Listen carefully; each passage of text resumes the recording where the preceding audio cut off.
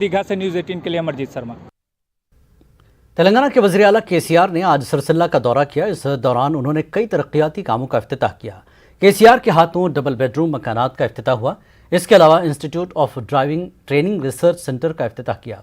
केसीआर ने सिरसिला में nursing college का भी इफ्तिताह किया। केसीआर ने सिरसिला में मुकम्मल कलेक्ट्रेट दफ्तर का इफ्तिताह किया। इस मौके पर रियासती वुज़रा, MLAs व दीगर भी मौजूद थे।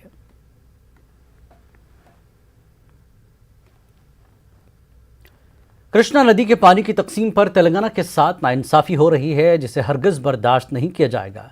वज़ीर आला केसीआर ने यह बात कही। उन्होंने कहा कि फिलवक्त कृष्णा नदी का पानी तेलंगाना को 33% जबकि आंध्रा को 66% फराहम किया जा रहा है। केसीआर ने दोनों रियासतों को बराबर पानी की तकसीम का मुतालबा किया। वज़ीर आला केसीआर ने कहा कि पोतिरेड्डी पाड़ू के अलावा रायलसीमा एती पोतुला प्रोजेक्ट भी गैर कानूनी तौर पर तामीर किया जा रहा है। इन प्रोजेक्टों को न तो माहौलियात और न ही नेशनल ग्रीन ट्रिब्यूनल ने मंजूरी दी है। केसीआर ने कृष्णा रिवर मैनेजमेंट बोर्ड से इजलास से 9 जुलाई के बजाय 20 जुलाई को मुनक्किद करने का मुतालबा किया है।